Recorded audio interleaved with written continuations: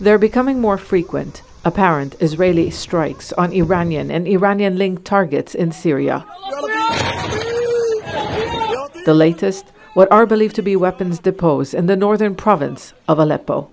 A few dozen people were killed, among them Syrian military personnel and members of the Lebanese armed group Hezbollah. Israel is basically trying to establish itself as the party that has the upper hand in this conflict.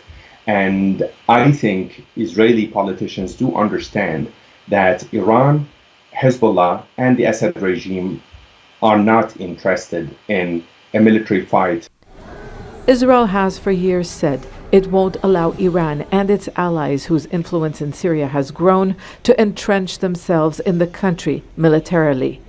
In recent months, it's targeted commanders and members of Iran's Revolutionary Guards, no longer just focusing on weapons storage sites and convoys carrying arms. Among Israel's stated goals is preventing Syria being used as a transit point for weapons to reach Hezbollah and the occupied Palestinian territories.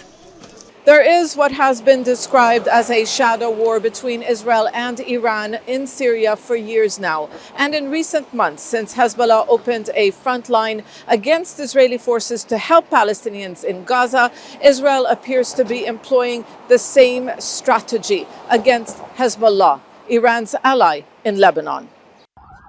Here in Lebanon, targeted killings by apparent Israeli drone strikes are increasing. More often than not, members of Hezbollah and at times field commanders are killed. Many here see a strategy of Israel diminishing its enemy's operational capabilities. Hezbollah, for its part, raised the costs of the conflict for Israel by forcing it to empty much of its north of many of its people. It has yet to escalate to the level of full-scale conflict, but warned it is ready if Israel expands the war. The events of the last few days have been wider than what we've seen in quite some time. So I expect only further escalation. Unfortunately, we're in a regional situation where the prospects of de-escalation are quite limited.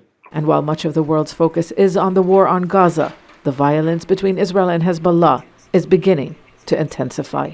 Zeina, Khodr, Jazeera, Beirut. And Zeina joined me a short while ago with an update on that attack in southern Lebanon.